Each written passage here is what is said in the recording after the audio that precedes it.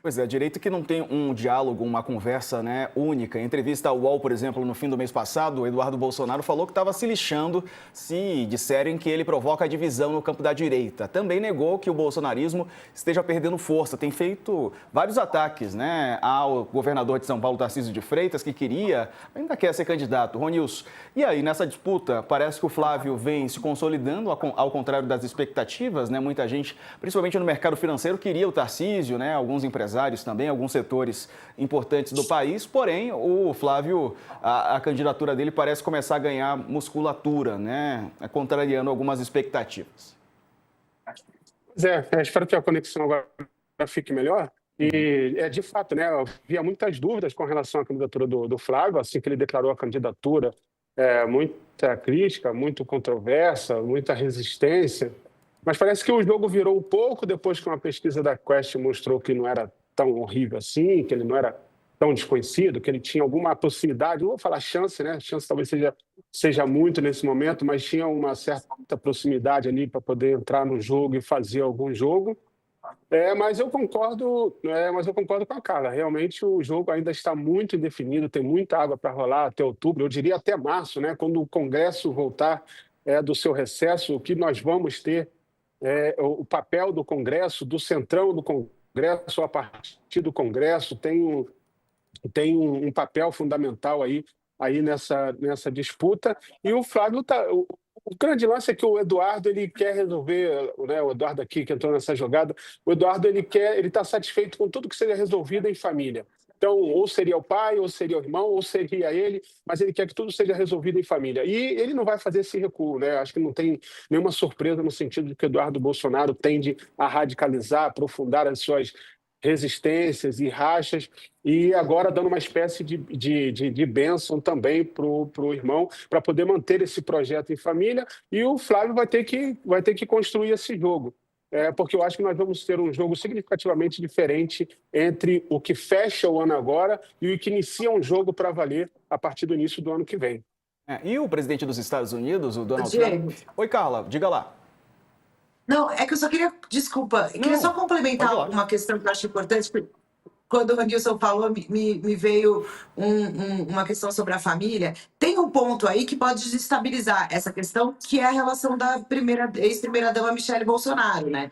Que fez um pronunciamento na noite de Natal, nas suas redes sociais, e falou em traição, mesmo daqueles que são mais próximos. E isso foi visto como, olha lá, eles vão acabar rachando não só a direita, rachando a família também, o que vai ficar ainda mais difícil o que pode fragilizá-los ainda mais. Então, é uma relação complicada. A Michele já foi brigada, durante o governo era brigada com Carlos Bolsonaro, fizeram as pazes recentemente, mas a ex-primeira-dama tem aí um projeto político dela também, virtual. O ex-presidente Jair Bolsonaro disse que ela deve ser candidata ao Senado aqui pelo Distrito Federal.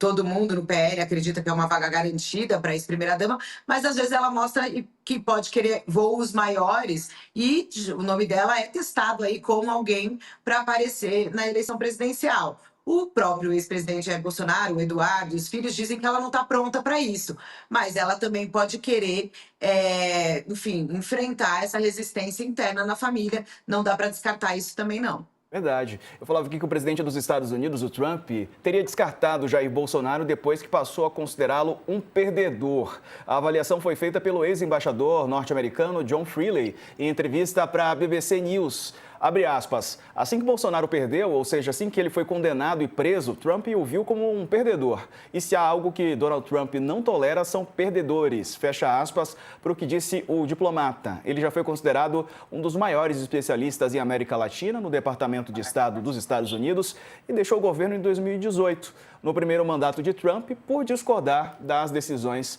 do republicano. E era algo que a gente já mencionava aqui nas análises também, né, Ronilson? Essa questão do Trump de gostar de tratar com o que ele considera vencedores, né? Até porque, enfim, é algo que ele enfim, ele não gosta de falar com perdedores, é algo que ele próprio já tem dito, né? Então, pessoas até que não são exatamente do mesmo campo ideológico, político que ele, mas desde que sejam pessoas que com uma história de vida vencedora, com uma história que ele considere vencedora, fica mais fácil o diálogo, né, a conversa. Isso é uma coisa que muitos analistas já diziam, né? Donald Trump não gosta de falar com, não gosta de perdedores, esse recorte. E Donald Trump é um negociador, um vendedor, né? Essa semana eu ouvi um podcast americano que falava, fazendo uma retrospectiva, e falava muito sobre esse perfil vendedor, né? Esse perfil negociador mais agressivo do Donald Trump. Então, eu acho que isso não era uma novidade. Eu acho que qualquer analista sério, né, em termos dos interesses dos Estados Unidos e de Trump em particular, dessa nova geopolítica internacional que o Donald Trump tem desenhado, que é muito diferente do seu primeiro mandato, olhando inclusive mais para a América Latina, mas usando ali uma chave, né, uma linguagem que é a linguagem do combate ao terrorismo, como parte da sua expansão internacional, incidência, interferência em países. Donald Trump percebeu que Bolsonaro, sua família e o governo Bolsonaro, ou um possível governo Bolsonaro, não apresentava